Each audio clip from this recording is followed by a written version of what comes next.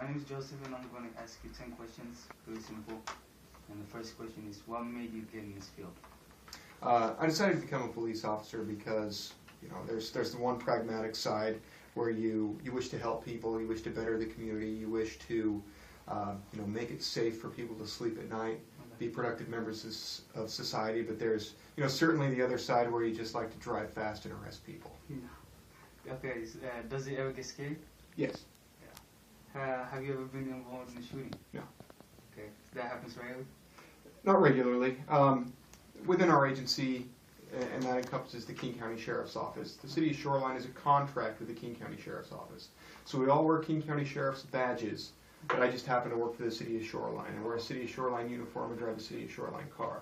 On the whole, our agency, 700 or so commissioned deputies, we get in maybe 2 or 3 shootings a year. But that's the entire agency. Okay. So are there any different positions as like police at like higher level or? Sure. Yeah.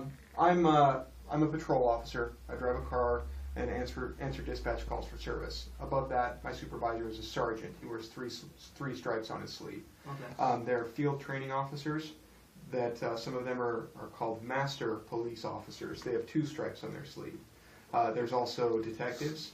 They're assigned to do follow-up investigations to investigate major crimes. And then there are, above sergeant, we have captains. Above that, we have majors. For example, the chief here is a major in the King County Sheriff's Office. Then we have division chiefs, a chief deputy, and then the sheriff. Okay. What do you like the best about your job? I like that it's different every day. That I don't sit in an office and crunch numbers or anything like that. I meet different people every day. From one second to the next, I don't know what's going to happen. For example, my radio could go off right now and I'd have to leave you. That's exciting to me. Okay. Now, what do you like the least about your job?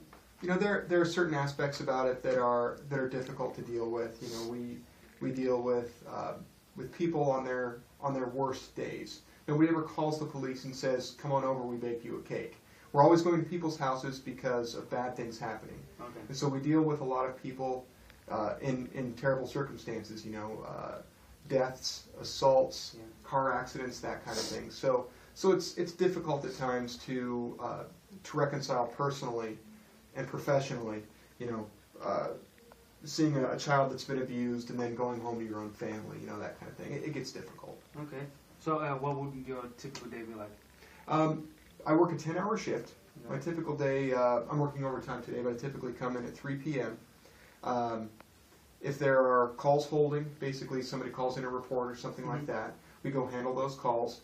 But while we're handling those calls, we're always looking out for criminal activity. Okay. Anything that we call it an on-view, self-initiated activity where I'm driving down the road and I see somebody that might be breaking into a car or something like that. Okay. So in that span of 10 hours, I'll handle several reports, stop a couple of cars for traffic violations, or people that have associated warrants, suspended driver's licenses, that kind of thing. Okay. But every day is different. Do you always, every day, have to expect the worst? Absolutely. Yeah. It's just being vigilant to make sure that that I'm protecting myself, my surroundings, right, but also being aware of what's going on. There are plenty of people that don't like me simply because of the uniform that I wear. Right. People that want to hurt me simply because of the uniform that I wear. And so in that aspect, you need to be aware of your surroundings, aware of what's going on, in order to make sure that you get to go home at the end of the night. Okay. So what traits do you feel are necessary to be successful as a police officer? I think interpersonal skills, just being able to talk to people, being able to relate to people on a level that they can understand. A gift of gab, if you will, just being able to talk with people. The ability to multitask, to do many things at once. For example, we're having a conversation now, but in my ear I have radio transmissions that I'm listening to as well. If I'm driving a car, I'm looking at my surroundings, I'm typing on my computer, I'm getting new information coming on my computer. I think it's important for a person to be physically fit. I think it's important for a person to be smart in that they to be able to investigate a crime, see if the incident meets certain elements of the crime, and be able to write a report and charge appropriately for whatever crime you're investigating. Okay. What type of training do you have to become a police officer? There's the state academy that every police officer has to go to. It's about 6 months long. After that, a person comes out to the field and they go through what's called field training. Mm-hmm. So for 3 months or longer, you're riding around in a car with a senior officer. You start out in the passenger seat, and they basically kind of follow through, shadow them what they do, but you gain responsibility over that course of 3 months. And then beyond that, after 3 months, you start driving your own police car, responding to calls on your own, but you always have older mentors helping you out if you have questions about that kind of stuff. And then there's follow-on training, to make sure that you stay current with firearms and driving your car and defensive tactics and stuff like that. Okay, and when can persons start this training? You have to be 21 to be a police officer. Okay.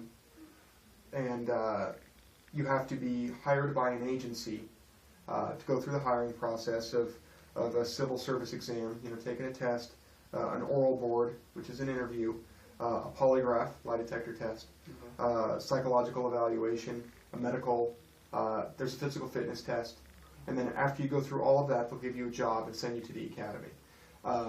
So you have to be at least 21 years of age. For our agency, a high school diploma works, but I would say probably 2/3 of the people that I work with have college degrees of some sort. Okay. All right. What has been your best experience as a police officer? There are numerous different experiences that are good, and I really can't single it down to one specific thing. But in an instance where you're able to tell a person, we've solved this crime, or we've taken this bad person away, this person's going to jail, you'll be able to sleep tonight. That's a very good thing. Being able to quite literally save a life of a person who is in danger is a good thing. Yeah. And one last question: is it true that a lot of police officers eat donuts?